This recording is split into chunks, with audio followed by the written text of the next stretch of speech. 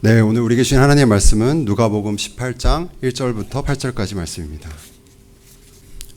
예수께서 그들에게 항상 기도하고 낙심하지 말아야 할 것을 비유로 말씀하여 이르시되 어떤 도시에 하나님을 두려워하지 않고 사람을 무시하는 한 재판관장이 있는데 그 도시에 한 과부가 있어 자주 그에게 가서 내 원수에 대한 나의 원한을 풀어주소서 하되 그가 얼마 동안 듣지 아니하다가 후에 속으로 생각하되 내가 하나님을 두려워하지 않고 사람을 무시하나 이 과부가 나를 번거롭게 하니 내가 그 원한을 풀어주리라.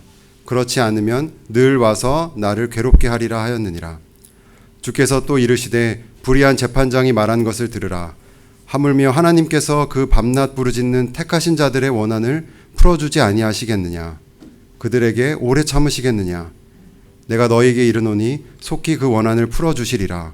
그러나 인자가 올 때에 세상에서 믿음을 보겠느냐 하시니라. 아멘. 여러분 지난주에 담임 목사님께서 말씀하신 것처럼 2달 동안 안 계시기 때문에 저희 부목사들이 이제 설교를 좀 준비하게 됐습니다. 작년에도 때가 있어서 저희가 많이 고민하고 기도하면서 결정했었는데 이번에는 저희가 예수님의 비유라는 주제로 이거 시리즈로 6주 동안 우선 해보기로 했습니다. 그래서 왜 비유를 했을까? 왜 비유를 했냐 하면 먼저는 첫 번째는 쉽기 때문입니다. 누구든지 이 이야기를 들어도 이게 무슨 내용인지라고 생각하지 않을 만큼 예수님의 비유는 아주 명료합니다.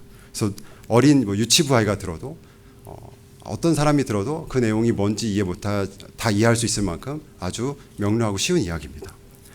하지만 동시에 저희가 또 예수님의 비유를 설교하게 된 가장 큰 동기는 비유가 복음적이기 때문입니다. 예수님이 어떠하신 분인지 또 하나님의 나라는 어떠한지 그리고 성도로서 어떻게 살아야 되는지 어떤 그런 깊이와 메시지가 이 비유 안에 담겨져 있습니다. 그래서 저희가 6주 동안 예수님의 비유에 대한 시리즈들을 하면서 여러분과 더욱더 예수님을 알아가고 또 저희가 반응하는 시간을 가지려고 합니다. 설교를 준비하면서 좀 놀랐는데 비유가 한 몇 개 정도 되시지 않으시나요? 예수님이 직접 비유로 얘기하신 것만 10개. 우선 대답해 주셔서 감사합니다. 10개보다 많습니다. 많이 많습니다. 네, 50개가 됩니다. 네, 50개가 되고요. 심지어 예수님의 가르침 중에 3분의 1은 비유입니다. 그만큼 예수님이 하신 가르침 중에 비유가 정말 많은 것을 차지하고 있어서 성경 어디에는 비유가 아니하면 말씀하지 아니하시고라는 말까지 있습니다. 그만큼 핵심적이고 중요한 것은 예수님이 비유로 많이 말씀하셨습니다. 자, 근데 이제 저희가 세대 통합 예배를 드리고 있는데 앞부분은 맡은 부서를 향해서 대상으로 좀 준비를 하고 그 뒤에는 저희 이제 여기 예배 드리는 대다수인 성인분들을 위해서 저희가 적용하는 이런 패턴을 계속 했었죠. 그래서 제가 앞부분은 많진 않지만 제가 청소년 애들과 예배를 좀 준비하면서 소통도 했었고요. 청소년 아이들 대상으로 말씀을 좀 전하겠습니다. 그리고 어느 시점 중간부터는 제가 성도분들 전체를 같이 적용하면서 함께 또 기도할 수 있는 시간을 갖겠습니다. 그래서 제 말투가 갑자기 변하더라도 놀라지 마시고, 네. 자, 이제 저 청소년들 대상으로 제가 모드를 바꿔서 좀 설교하도록 하겠습니다. 여러분 이 성경에 있는 내용은 한 번 들으면 잊어버리기 어렵습니다. 아주 단순하고요. 캐릭터가 분명합니다. 캐릭터 아주 분명해요. 이 그림만 봐도 딱 알겠죠. 설교 읽으면서 재판장이 어떻게 생겼을까 여러분 상상하셨을 텐데 당연히 이렇게 생기지 않았습니다.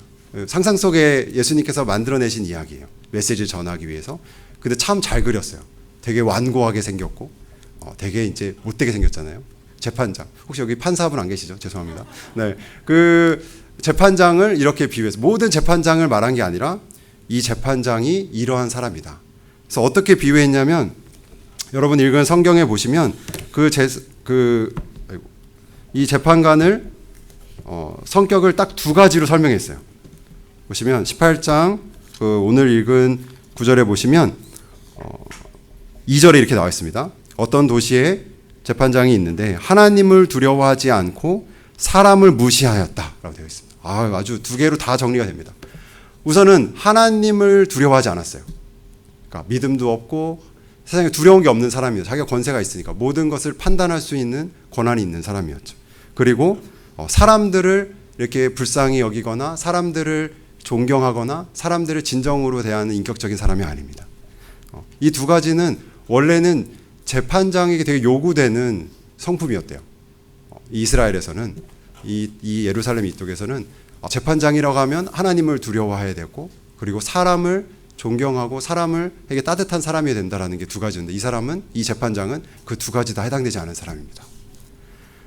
재판장도 이 두 가지가 중요하지만 일반적으로도 그때는 어떤 사람이든지 저 사람은 하나님을 두려워하지 않는 사람이야. 저 사람은 사람을 되게 존경하지도 않니. 그러면 일반적인 사람으로도 아주 이렇게 낮은 사람인 거죠. 저희가 존경할 만한 가치가 있거나 그런 사람이 아닙니다. 또 한 사람이 나옵니다. 그 한 사람은 여러분 그림에 본 것처럼 이제 과부입니다.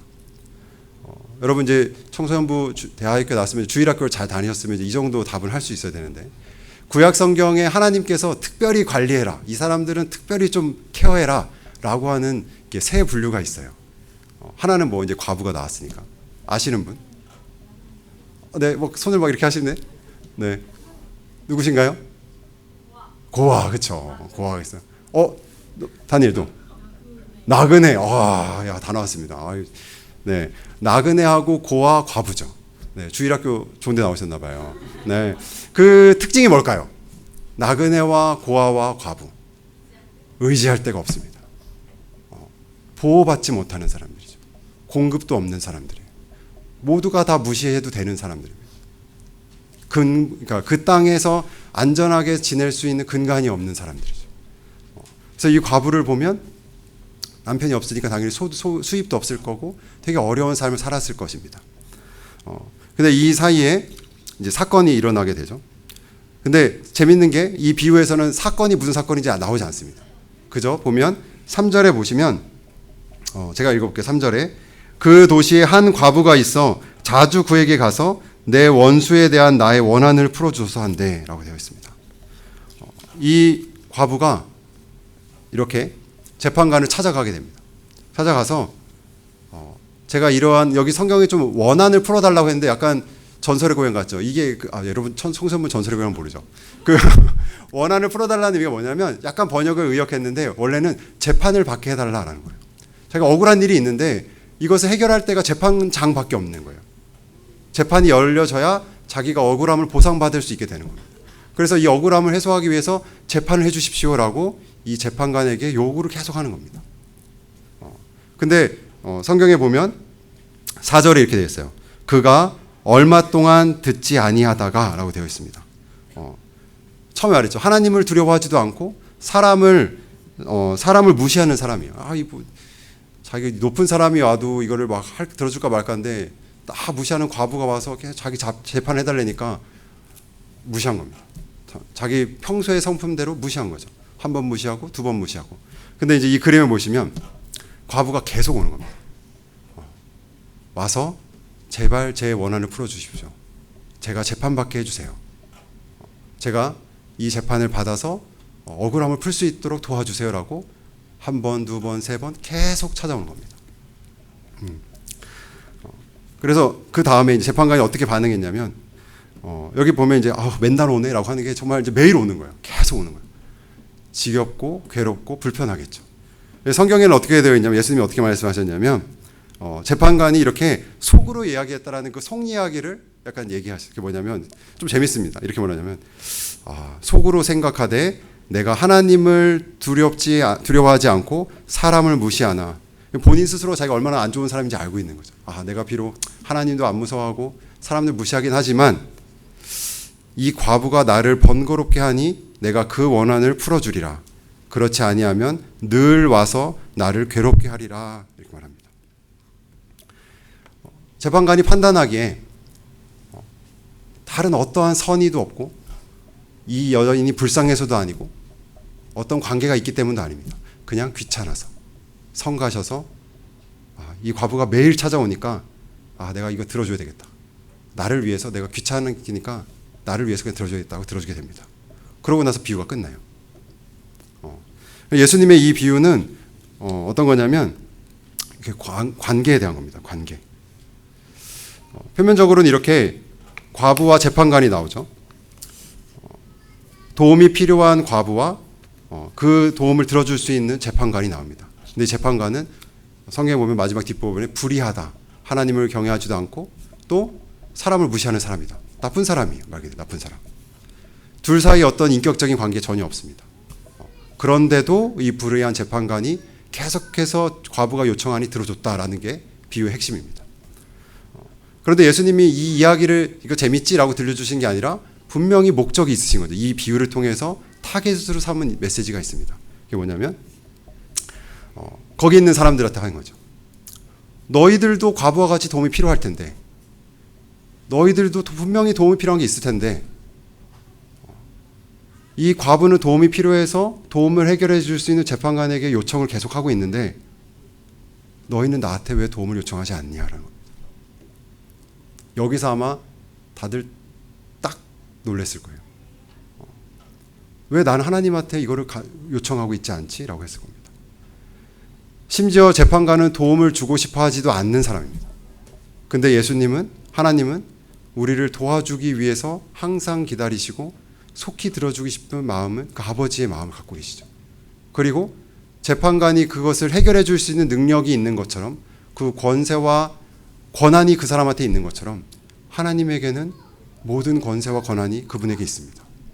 근데 우리는, 그곳에 있는 사람들은 도움이 필요한 과부가 그 재판관에게 매달리고 기도하는 것만큼의 기도도 간구도 하지 않는 거죠. 네, 그게 이 내용의 핵심입니다. 제가 그래서 청소년 애들한테 문자를 보내봤어요. 뭐 설교 주제나 이런 거 하나도 얘기하지 않고 물어봤습니다. 여러분의 가장 큰 고민과 혹은 걱정이 뭐가 있습니까? 그리고 만약 그 고민과 걱정을 해결해 줄 수 있는 한 사람이 있다면 그 사람이 누군가요? 라고 제가 물어봤어요. 네, 응답률은 80%도 안 됐습니다. 되게 낮았어요. 네, 애들이 바쁘니까. 네, 이해합니다. 자, 첫 번째, 한 3개 정도 제가 얘기해 드릴게요. 청소년 애들이 이런 대답을, 이제 한 명에 이렇게 보냈는데, 청소년 애들의 그 말투 있죠. 제가 사는 동네의 지역에 코로나 바이러스가 심각하게 퍼지고 있습니다. 덜덜덜. 이게 이제 가장 걱정이 되고 있대요. 네. 그래서 이걸 어떻게 해결해 줄 수 있나라고 한 사람을 생각하니까 대통령과 전염병을 전문으로 치료할 수 있는 사람. 그 사람이면 이제 조금 안전할 수 있을 것 같다 생각을 하는 거죠. 아주 네, 좋은 대답입니다. 맞죠? 근데 이 친구에게도 이 부분이 되게 중요하고, 이걸 해결해 줄 수 있는 한 사람 있다면 대통령이 아빠야. 대통령이 만약에 좀 이런 얘기하면 좀 이상하네요. 자, 우선은 자기 잘 보호해 줄 수 있는, 자기를 완벽하게 보호해 줄 수 있는 전문가가 자기의 아버지거나 자기 삼촌이거나 그렇거나, 병에 걸리더라도 완벽하게 치료할 수 있는 의사가 항상 옆에 있다면 그렇게 걱정을 아마 안 할 겁니다. 그 사람에게 도움을 요청하겠죠. 자, 두 번째, 제가 제일 당황했던 문제 답이었는데, 가장 큰 고민은 친구들이 다 학원에 가서 놀 사람이 없습니다. 얘는 울고 있어요. 놀고 싶은데 엄마도 놀라고 하는데 놀 친구가 없어. 해결해 줄 수 있는 사람은 친구들. 이라고 해서 근데 제가 생각해 봤어요. 이걸 잘 묵상해 봤어요. 근데 이거는 친구들이 해결해 줄 수 없어. 왜냐하면 학원에 갔기 때문이에요. 학원은 누가 보내요? 부모님들이 보내잖아요. 근데 부모님들도 보내고 싶어서라기보다는 이 나라가 이제 학원을 갈 수밖에 없는 교육 체제인 거죠. 그래서 윤모가 이걸 정말 해결할 수 있는 거는 제가 보기에 그 친구 한 명이 아니라 우리나라 교육 전문가라든지 어떤 이 정책을 세울 수 있는 사람, 이 문화를 바꿀 수 있는 그런 사람이 아닐까라고 생각이 들었어요. 자, 제일 많은 게 압도적으로 많았습니다. 청소년이 이런 고민이 정말 많습니다. 가장 큰 고민은 대학 어떻게 가야 될지, 자기가 뭘 좋아하는지 모르겠고 전공을 뭘 해야 될지 모른다라는 거죠. 진로를 어디에 될지 모르겠다. 네. 근데 답은 좀 의외였어요. 부모님이 제일 많이 나왔어요. 그걸 해결해 줄 수 있는 사람이 누구냐? 근데 부모님이었어요. 그래서 조금 제가 대부분 대물어봐요. 왜 부모님 어떻게 해결해 주셨어요? 그러니까 부모님이 잘 조언해 준대요. 그리고 잘 인도해 준대요. 그리고 자기가 딴 생각하지 않게 잘 해준대요. 그래서 부모님이 우선은 1번이고, 그 다음에는 잘 이렇게 지도해 주시는 코치 선생님, 그 다음에 이제 전문가 컨설턴트가 되겠죠. 청소년들도 고민이 있습니다, 여러분들. 그렇죠? 그런 고민을 해결해 줄 수 있는 사람이 여러분 주변에 있다면 분명히 여러분은 그 사람에게 도움을 구할 거예요. 그렇죠? 어찌 보면 오늘 있었던 아까 비유에 있는 것처럼 과부의 자리에 여러분이 있다라는 겁니다. 여러분에게 도움이 필요하고 그 과부에게 그 도움을 해결해 줄 수 있는 한 사람이 그 불의한 재판장이었다면 여러분에게도 선생님, 혹은 그 전염병에 관련한 전문가, 혹은 대통령, 혹은 교육 전문가, 그런 사람이 있는 거죠. 그 사람이 가까이 있다면 여러분 분명히 도움을 구할 겁니다. 과부처럼.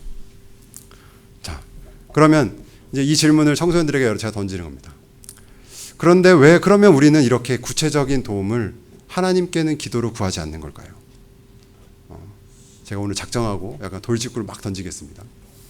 저도 일주일 동안 설교 준비하면서 정말 괴로웠어요. 보통 설교 준비하면 성경 본문을 이해하기 위해서 목회자들도 많이 연구하고 막 이게 뭘까 하는데 내용은 너무 간단하고 자명한데 저도 이거를 적용하고 마음에 담아두면서 스스로도 되게 나는 왜 이 부분에 대해서 기도하지 못할까? 왜 이것을 끊임없이 기도하지 못하고 낙심하고 있을까라고 저도 생각해 보게 됐습니다.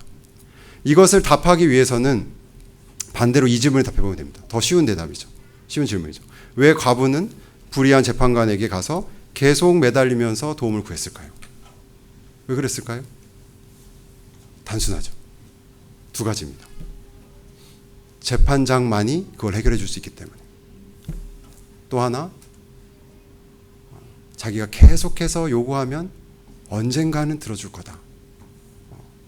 그 두 가지입니다.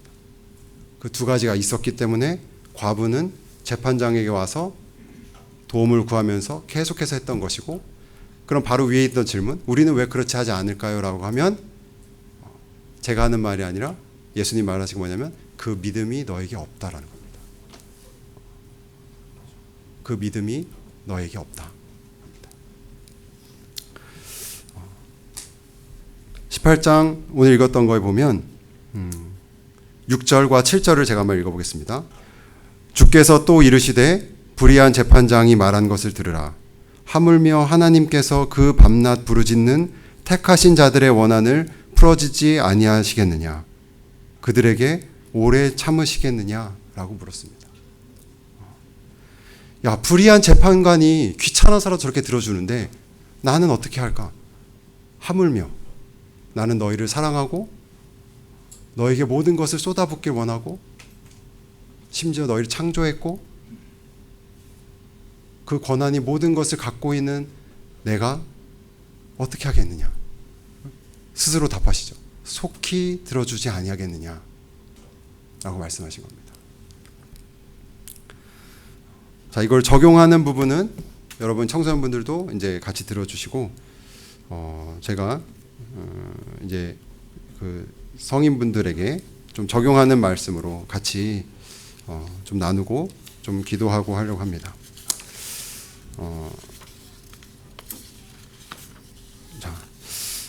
여러분 비유에는 여러 가지 종류가 많이 있습니다.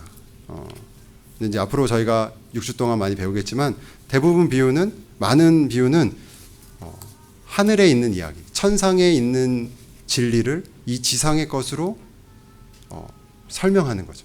우리가 이해할 수 있도록.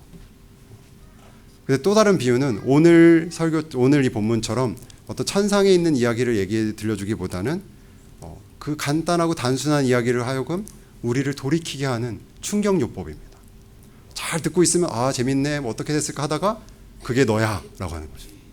마치 다윗이 나단의 이야기를 들으면서 전혀 자기라고 생각하지 않고 그 나쁜 사람 했던 것처럼, 근데 그게 결국 자기다라는 걸 깨닫는 거랑 비슷한 거죠.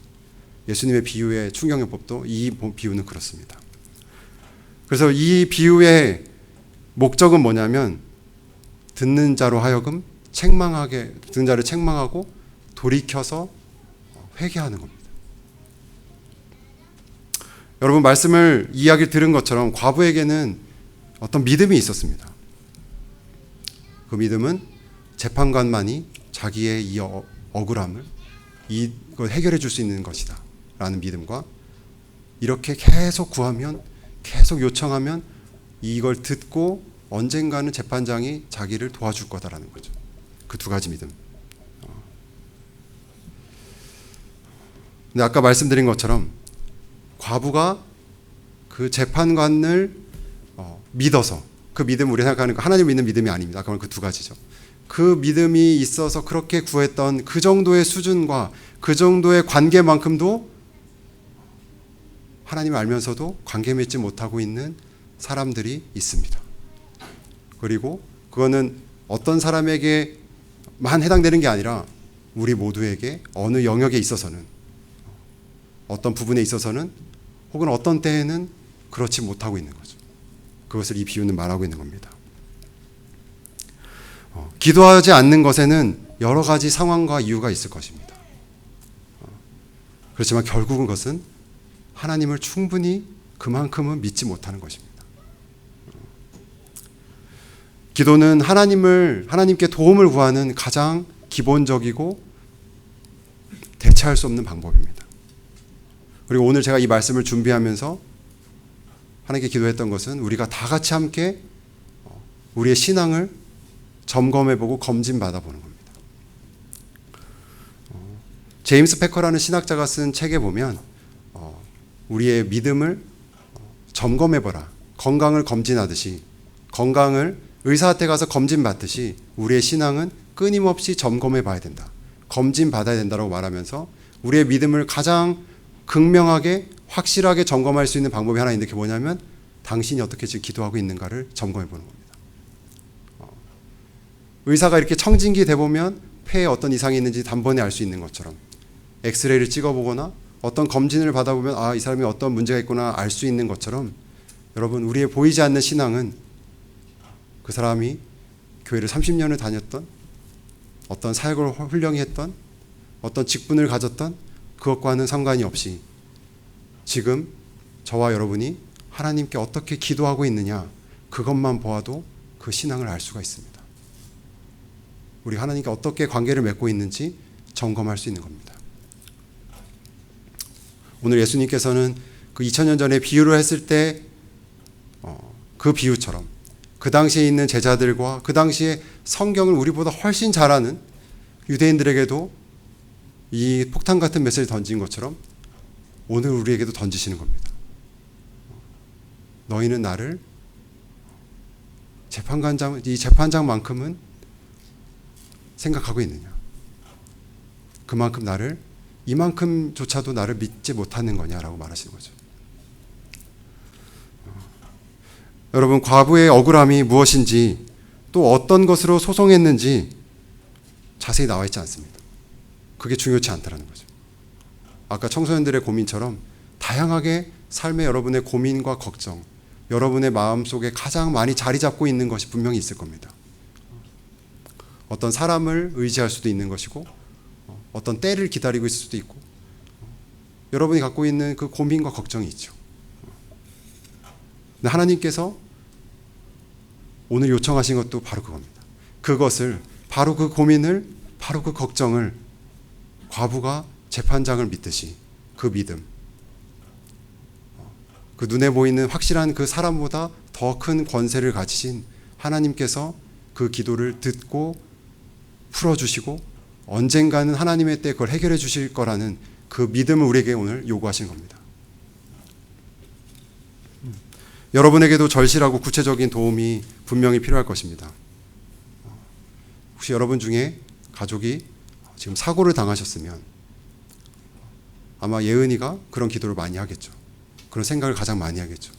정말 탁월한 의사가 교통사고 난 우리 아빠를 잘 치료해 줬으면 좋겠다. 정말 탁월한 재활해 주시는 분이 우리 아빠를 잘 재활해 줘서 정상으로 돌아왔으면 좋겠다. 혹시 여러분 가운데 재정적인 어려움이 있는 분이 있습니까? 그러면 아마도 돈이 많은 분을 생각하겠죠. 그분이 좀 도와주셨으면, 혹은 내가 생각하는 어떤 것이 잘 돼서 그 돈이 나에게 들어왔으면 이라고 생각을 하겠죠. 혹은 진로나 사업에 대한 고민이 있어서 있는 분들 당연히 있을 겁니다. 어떤 탁월한, 저분은 엄청난 컨설턴트를 했는데 저분 한번 만나서 얘기하면 내가 진로를 이 다음 스텝을 어떻게 할 수 있을 텐데, 큰 도움을 받을 텐데 라고 생각을 하겠죠. 오늘 여러분의 이 구체적인 근심과 걱정을 오늘은 예수님께 고백하는 시간입니다. 그 모든 것이 예수님의 주권 아래 있음을 고백하는 마음으로, 또 돌이키는 마음으로 오늘은 그렇게 예수님께 기도하는 터닝 포인트로 삼아야 되는 시간입니다. 우리가 읽은 이 성경 말씀의 1절에 그 내용이 딱 나와 있습니다. 아주 쉬운 비유예요. 주제가 미리 답을 미리 알려주고 쭉 읽은 겁니다. 뭐냐면 1절에 이렇게 나와 있습니다. 예수께서 그들에게 항상 기도하고 낙심하지 말아야 할 것을 비유로 말씀하시되 라고 되어 있죠. 우리는 연약하여서 기도를 자주 멈춥니다. 항상 기도하기보다는 어느 정도 수준까지 하고 더 나아가지 못하죠. 그리고 기도를 포기하기도 하고 낙심하게 됩니다. 낙심, 마음이 떨어진 것처럼 집중하지 못하고 흘려버리는 거죠. 그리고 오늘 이 비유가 보다 다른 어떤 비유보다 가장 특별한 것은 마지막 8절에 있습니다. 네, 제가 8절 말씀, 여러분 8절을 우리 함께 좀 같이 읽도록 하겠습니다. 8절 말씀, 18장 8절 말씀 우리 함께 읽겠습니다. 내가 너에게 이르노니 속히 그 원한을 풀어주시리라. 그러나 인자가 올 때에 세상에서 믿음을 보겠느냐. 마지막 8절의 이 마지막 한 문장을 많은 신약자분들이 엄청나게 토론합니다. 이거 너무 이상하다. 다른 비유랑 너무 다른 거예요. 갑자기 한 시대를 더 예수님이 추가하신 거예요. 그때 마지막 때에 내가 이 믿음을 보겠느냐라고 말하신 거죠. 이 마지막 때는 인자가 올 때에 이미 예수님 오셨잖아요. 그건 뭘까요? 다시 오실 때입니다. 갑자기 몇천 년을 더 예수님이 품으신 거예요. 종말의 때에, 마지막 때에 예수님이 다시 오실 그때에, 내가 다시 올 그때에 이 과부의 믿음을 포기하지 않고 끝까지 구하고 이 재판장만이 해결할 수 있는 그 믿음을 갖고 예수님께 기도하는 그 사람을 내가 볼 수 있을까? 내가 그 믿음을 내가 그때에 보겠느냐라고 그 사람들이 물은 거죠. 우리에게도 묻는 겁니다. 여러분, 우리는 마지막 때를 살고 있습니다. 이때는 우리가 하나님이 없어도 많이 누릴 것들이 많아지는 세상을 살고 있습니다. 유혹과 혼란은 더 커져가서 우리가 이렇게 과부처럼 아주 집중해서 한 사람에게 집중하듯 예수님께 모든 걸 매달리기가 참으로 어려운 세대를 살고 있습니다. 이 말씀처럼 예수님이 만약에 내일 다시 오신다면 그때에 이 과부의 믿음, 이 순전한 믿음을 많이 보실 수 있을까요? 오늘 예수님께서 2000년 전에 이 말씀으로 하신 이 비유가 아주 특별하게는 이 현대를 살아가는 우리를 염두에 두셔서 하신 말씀 같습니다. 내가 그때에 그 믿음을 너희 가운데 볼 수 있겠느냐라고 물으시는 거죠.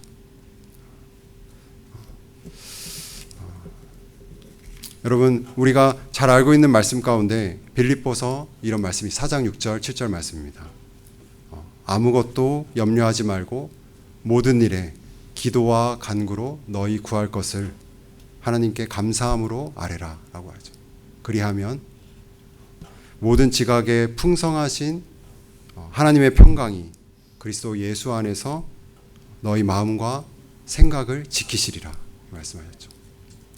여러분, 이 시간에 오늘 우리를 예배 자리에 불러주신 이 말씀을 들려주신 우리가 하나님 앞에 여러분의 모든 금심, 염려, 걱정을 구체적으로 과부의 믿음을 본받아서 우리 함께 좀 기도하며 하나님께 나아가길 바랍니다.